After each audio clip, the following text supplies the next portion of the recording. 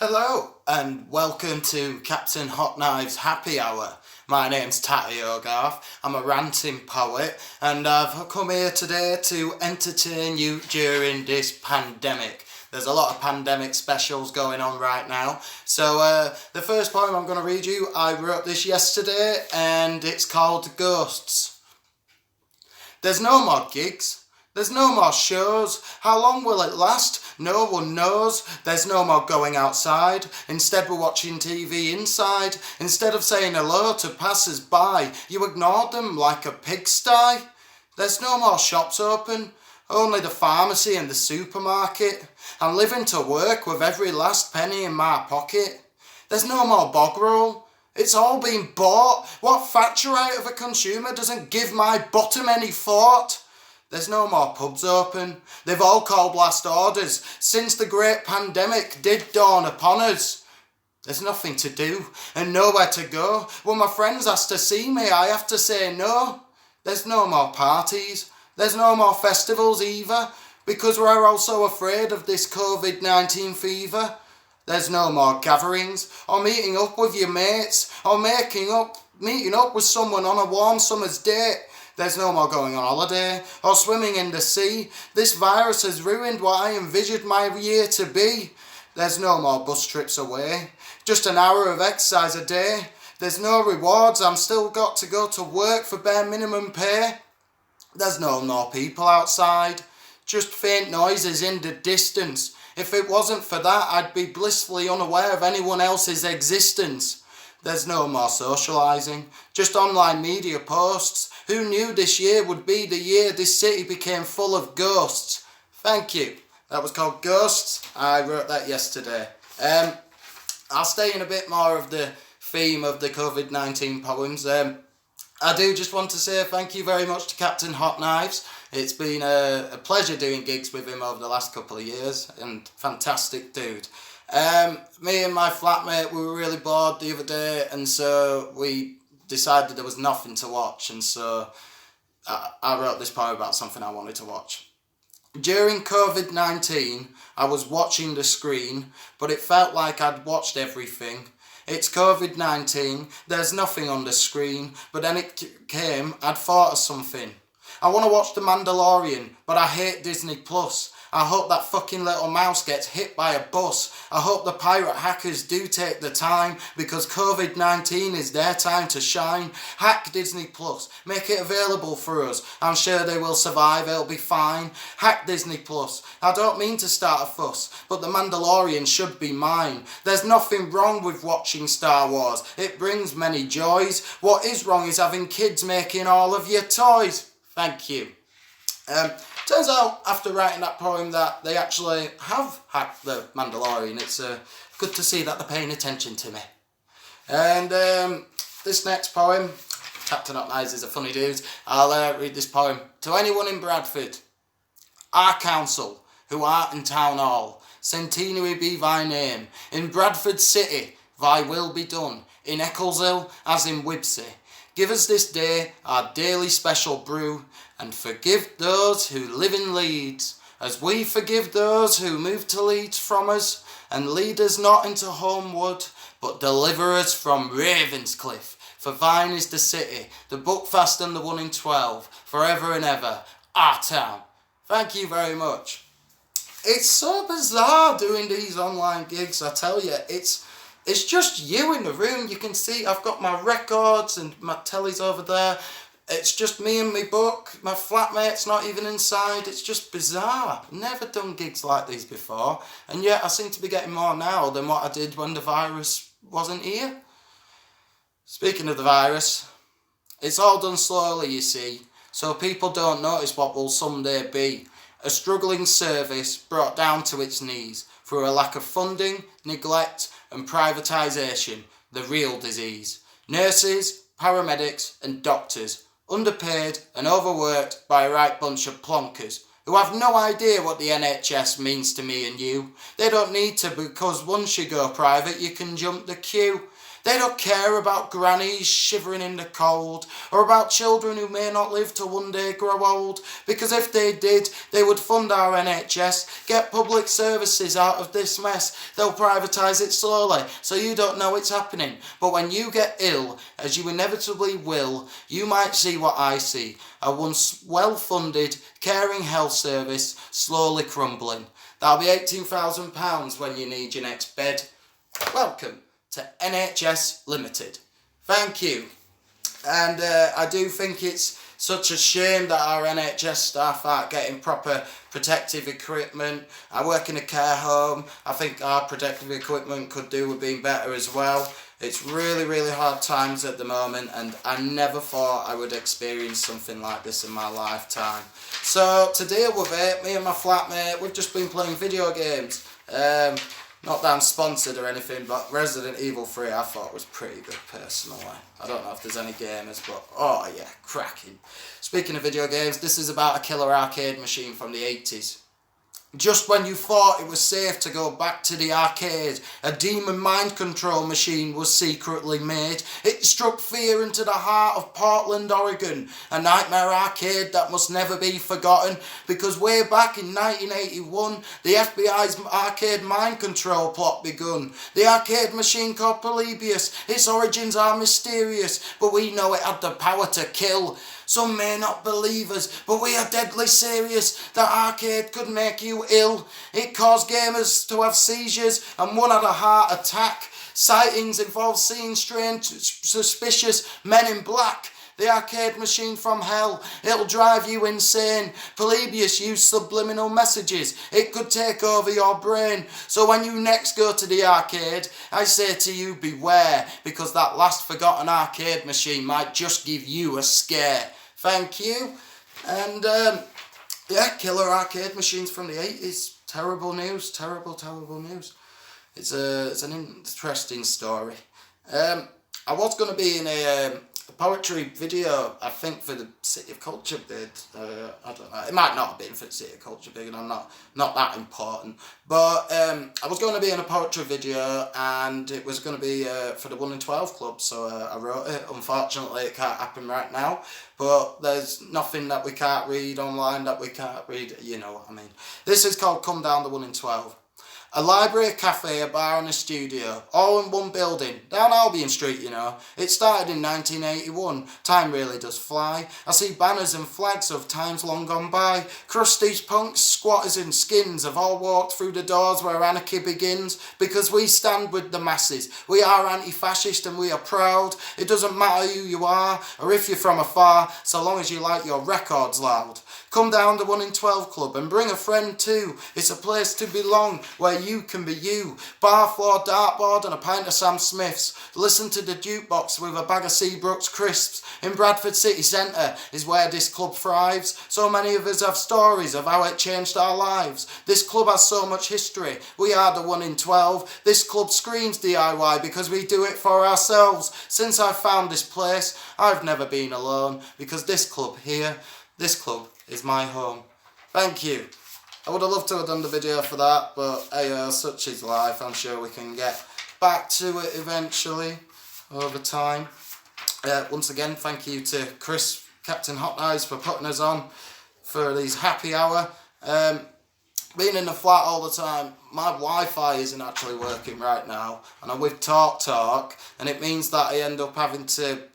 I have to use all my mobile data. As I'm doing this right now, I'm using my mobile data. So this is called Flats Like These. Flats like these are a bloody disgrace, but flats like these aren't so out of place. There's many people my age who have kids and a family, yet have landlords that are scumbags who shouldn't be allowed to own property. I hate hearing about flats ridden with bed bugs and mice, and about landlords who, despite this, expect a higher price. Landlords who think it's fair to live in a flat with a broken oven, who don't give a damn about a new generation who can't afford to feed the children. Landlords who leave doors broken so anyone can get in. These landlords should all be chucked into the sin bin, because my generation can't afford to buy their own home. due to a housing crisis that plays on the aspiration of having a place of your own. In the land of opportunity, God's own land of the free is full of flats that have rats, damp cladding and debris. It really is a class war, an attack on the young and poor, a real Oliver Twist, a real please sir can I have some more? People shouldn't have to live like this. It's unkind, unjust, unfair. It evidently is too much to expect a rich man to care. Through the eye of a needle is where you'll be expected to squeeze, to ever expect forgiveness from us tenants with ease. Thank you. So, there's a lot of things you can do over this period, I suppose. I've basically been listening to records most of the time. I'm very grateful that I don't have to spend much time listening to chart hits because I hate the charts with a passion. This next poem's called Bother. I'm worried about bills and I'm worried about rent. I have absolutely no idea where all my youth went. Now I'm older, I've become such a stress head. But I'm still angry, my satisfaction was never fed. And when I read the latest corporate mag, I quickly confiscated it and put it into the bin bag. Because corporate magazines suck. They should all be put into the garbage truck. Too many journalists who write about what's popular. When it comes to chart hits, I think why bother? Because I hate the hits and I hate the charts. No longer teen spirit, this smells like farts. Read local zines, that's where it's at. Don't listen to chart hits because Simon Cowell is a twat. Thank you very much. And the next poem I am going to read is, I should have really wrote a set list. Because I live right in the city centre, I end up where I just look outside every day and it's just grey and it's just buildings and the town is so empty now. This poem's called The City.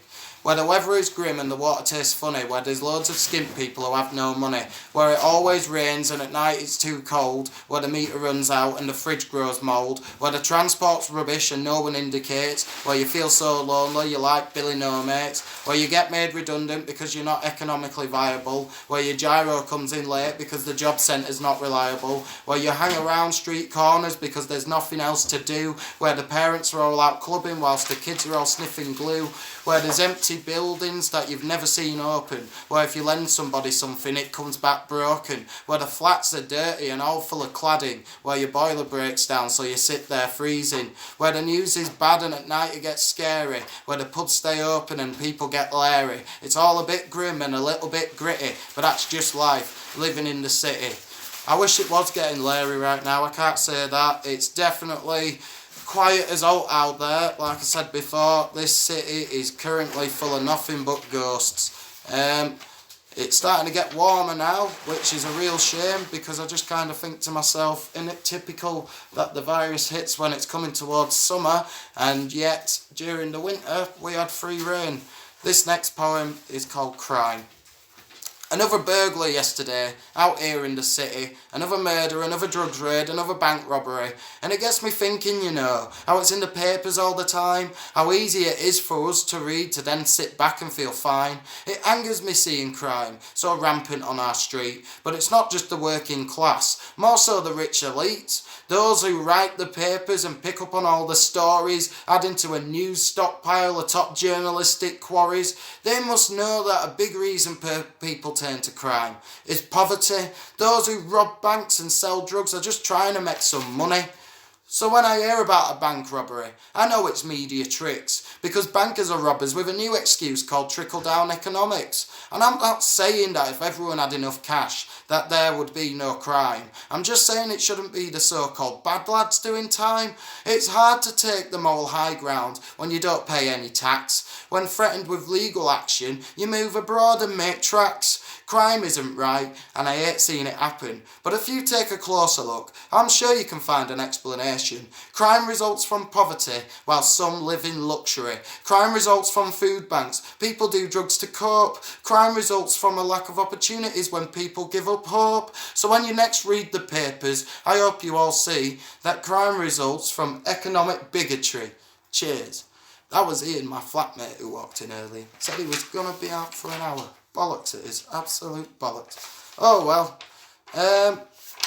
This next poem is about my friend who stayed to live with me for a few months. It's called My Mate David Stunk Out the Flat.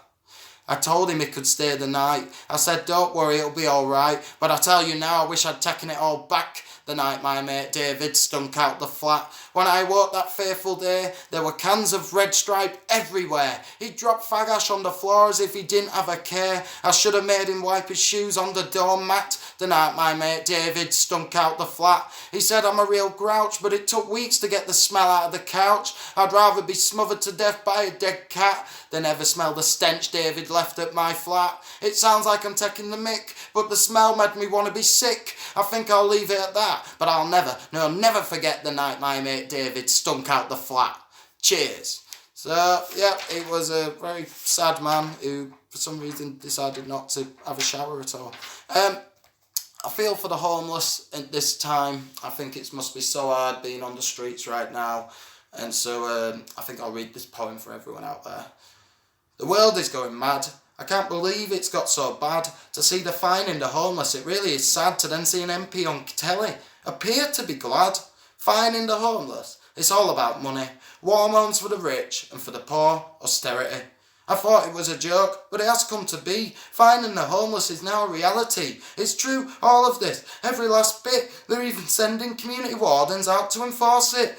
Here's a fine on behalf of Her Majesty's government. A fine for being a victim of unemployment. A fine for being a veteran with PTSD. A fine for losing your home and every last penny. A fine for sleeping out in the cold at night. A fine for being beaten up by pissheads looking for a fight. Where should they go? What should they do? Windsor Council says they're a problem, but the problem, Windsor Council, is you. Thank you. So, yeah, that was written around the time of the Royal Wedding when they actually did go out finding people who are homeless. I think they still do it, I'm not 100% sure, but terrible stuff. This next poem I'm going to read is called Pulse Radio. I still have to go to work, I'm a kitchen assistant, I hate my job with a passion. I strolled in 5 minutes late to then hear that racket that I ate. No good tunes and the news is bad. The noise is making me go mad. Radio pulse is enough to repulse me into the corner of the room. It makes me want to be sick. I want to chuck a brick and hear that radio go boom. Not a single track that's good. They should update it with the times. Play ska, reggae, punk or a badass poet spitting out rhymes. Sublime? Certainly not. I'd rather have dreaded nostril hair or all my teeth rot. Pulse radio, change to, said Pulse radio, change to, said Pulse radio, change to, said Pulse radio. Do it soon. Thank you. They make us listen to that damn radio show every day at work and it never eases my pain. I saw it on the TV. It was on the 7 o'clock news, a strange gathering of youngsters who all had right-wing views. They wonder why people don't like them. They don't understand the Tories don't listen. If you ask me, I think we should kick them, and then I can get banned from Glastonbury too. It's just I really do believe that they haven't got a clue. They hiked up tuition fees and took away EMA, cut taxes for the rich and they made the poor pay. They cut funding to youth clubs whilst propping up rich folks. They're Thatcherite to the core. People use food banks to cope. They think that if you're 16, you're too stupid to vote. That's why young people hate the Tories. Sick and tired of the same old stories. They say young people should be paid less than someone who's 25. With those who think that to earn a living you should have to struggle and strive. Who think that at 16 you should be allowed to join the army. But they're giving young people the same politics. Well, that's just a little bit balmy. So fuck the Tories. We should stand up and fight because all of your opportunities are just a load of shite. Thank you. So we've got a little bit of time left, and yeah, I've been so bored, I really have. The thing that I've been trying to do to take my mind off things is every day I get off work, I've been trying to write a poem and keep myself occupied with that. And it gets to the point though where you think, because you don't go out and do anything, you just sit at home and then go to work. There's not a great deal in that you can actually write about, so it is a challenge for yourself. This was a poem that I wrote about austerity. It's called Just Another Story. He's in need of anything but charity.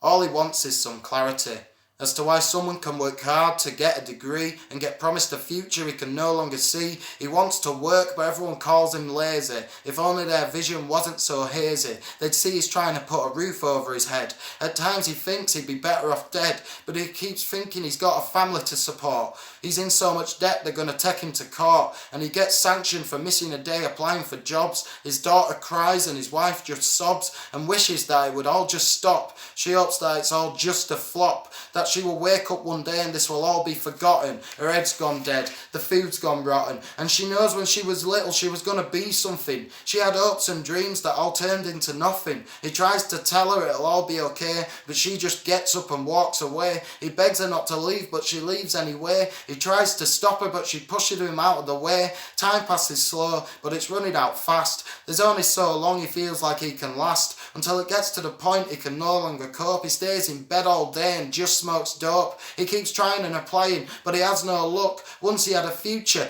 now it's all turned to muck. He tells his daughter it'll all work out, but she's too young to understand what it's about. He feels like a failure, but he works so hard. Life was so much easier when he had a student card. He finds a job, but it's on 0 hours. Low pay, food banks, no union powers. He tried so hard, but he just couldn't achieve. But there was a time when he really did believe that he could be something and be a good father. He loves his daughter, but he knows he can't support her. He goes for a walk, and he doesn't know why. He's standing on a bridge, waiting for the next train to drive by.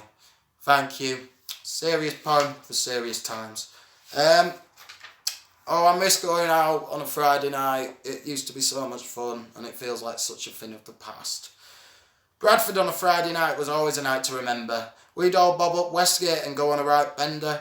We were all crusties with mohawks and dreads. We'd all listen to MDC whilst fucked off our heads. Then we'd start off at the Beehive with a few real ales. Beardy preferred a nut brown whilst I prefer a pale. Then our mates would pop down, so we'd all sit down and chat. Someone would ask where the next party's at, so we'd go down the 1 in 12 and all drink shots. We were all drinking our way to the land that time forgot. After the club, we'd go down the pub, and on the way we'd stop by the kebab shop to grab some grub. So many things happened, but I'm always forgetting. Turns out there are things on a Bradford party night I struggle remembering. But I remember walking home past the not-so-tall abandoned tower blocks. I remember thinking they've been left there to get covered in spray-painted cocks. We would head home, back to the squat. Some people took the mick, but it was all we'd got. That place was ours. We made it our home. Life was hard, and yes, of course, we moaned. People would stare. We knew they were judging us. We just needed a place to live. We didn't want to cause a fuss. But we stuck together, and we all had a laugh, even though we had to boil the kettle to get a bath. And that's why we need nights like this, just to have a little fun and go out on the piss, so we would all go home and play our records loud. Bradford party night, squatters and proud. P.S. We'll start again tomorrow with a can of special brew. It doesn't taste nice, but it helps wash down that vegan vindaloo. Thank you. And Hotknives happy hour on a Friday night, stopping inside, fantastic. I've got work over the weekend, it's not great. So that was about Friday night, which you might be able to feel like now if you don't have work tomorrow. This is how I feel now, it's called Tuesday night. It's a Tuesday night and there's not much to do, but I'm off work tomorrow and I've got no curfew. So I go to the bar to see who's about, but the chances of me finding something to do invokes too much doubt. Everyone's skint, so everything's boring. But I'm at work the day after next, so I've got to find something. So I have a pint to begin and another after that, hoping someone comes out because I can't stand a flat. Town's dead during the week, but I'm in denial because I really haven't been out much in a while. I'm sat at the bar and I go on my phone, wishing someone would come out so I wasn't on my own. But I know it to be true. There is nothing to do. So I go home and sleep the whole night through. When I wake up the next day, I know I gotta take it easy, which is why I'm pissed off at the amount of texts asking if I'm busy. Why is it that when I'm free, everyone else isn't? I'm working through the weekend, which really isn't pleasant. I have to say no because I need an early night. Why can't my hours just work out right? Thank you. And that tends to alternate weekends. Alternate weekends. It's not really makes any difference now. It's like I say, strange times. I'm going to read my poem Killer Frost. make sure that you do check up on your nan and that and your family and like give your mum a ring and stuff like that and your friends. It's quite serious time, so let's look out for each other. It seems to get colder every winter. I'm wrapping myself up in blankets because the cold makes me shiver. I think about the elderly now that it's cold, trying to avoid catching pneumonia whilst being a victim of being old, whose walls are covered in damp after working hard all their life, only to have a pension made up of pennies and too much trouble and strife, because the fat cats don't care about the old, not having any cash, whilst they live in luxury. Winter fuel payments get the slash. It was your nan who looked after you, and your mum and dad, only to be cooped up in the cold, slowly going mad. People's grandparents are always in the news. People get found dead, another tragedy of winter blues. Everyone should be able to eat their own home. The elderly should not be left to live their final days alone. I think about the old a lot, how lonely it must be. I think about it because one day it will be you and me. Heating people's homes shouldn't be about private profit. It should be about warmth and comfort, never dependent on the wallet. So, respect your nan, and when it's winter, pay her a visit. Have a sit down with a nice cup of tea and a biscuit. Give the middle finger to the rich man freezing your nan to death. Don't let this winter be the one where your nan breathes her last breath. Thank you. And, yes, so the next poem I'm going to do, I'm really feeling this now. This was written a couple of years ago after I went to Bearded Fury and I came back and it's just like, oh, I wish I was still at a festival. But now I'm feeling that feeling more so than I've ever felt it. It's no festivals for a long while, unfortunately. I was due to play 0161 Festival and that understandably got cancelled. But yeah, such is life. Hopefully next year. This is called Post-Festival Blues. I'm so bored here in my flat. I'm so lonely I wish I had a cat. I'm sat in my chair with nothing to do. And to top it off, I'm really skint too. When once I was a kid having fun on my bike, I now do a job that I don't even like. The pay is rubbish and my boss is a dick. He doesn't give us paid breaks, the man is a prick. I can't do anything because I've got no money. I've watched so much TV that it's not even funny. I work and sleep and work and sleep. I watch the cars go by and hear the horns go beep. Yeah, that's just life living in the city for you. I might not have 1,000 things to say, but I've got a few. Because I'm tired of every day being the same. I'm feeling like a number, I've forgotten my own name. I pass the time by watching the clock. The clock goes tick-tock, tick-tock, fuck. What the bloody hell is going on? As I've got older, life seems to lack fun. I pay my bills and I pay my rent. Before I get my wage, it's already spent. I do wonder where all that money went. Because if the bills go any higher, I'll be sleeping in a tent. I wish I was at a music festival with speakers blaring loud, where everyone is chilling and there's a big massive crowd, where so many bands are all playing live. A place like this is a place where I would thrive, where music is so loud you can't hear your own voice. If it were up to me, that would be my choice. Where beer for breakfast is an obvious staple, I'd go back. If only I were able. But instead I'm in the flat with bugger all to do. Most of us have to work, I'm not part of the privileged few. I'm sure there are other activities of which I could dwell. But let's face facts, I really wish I could just go down to the 1 in 12. Thank you. Post-Festival Blues. What to do next? I think I'm going to finish off now because I'm close to my half-hour limit, but I want to thank you all very much for listening to me and I hope I've given you some sort of entertainment throughout the day. Check me up on Facebook, Luke Tatty Hoggarth. I do Poetry's Not Fucking Boring gigs. I've got one coming up on the 25th of April with Jeff Arama, Andy Carrington, Ian Whiteley, Kane White, Kieran Higgins and Bernie the Bolt. It'll be absolutely fantastic, trust me.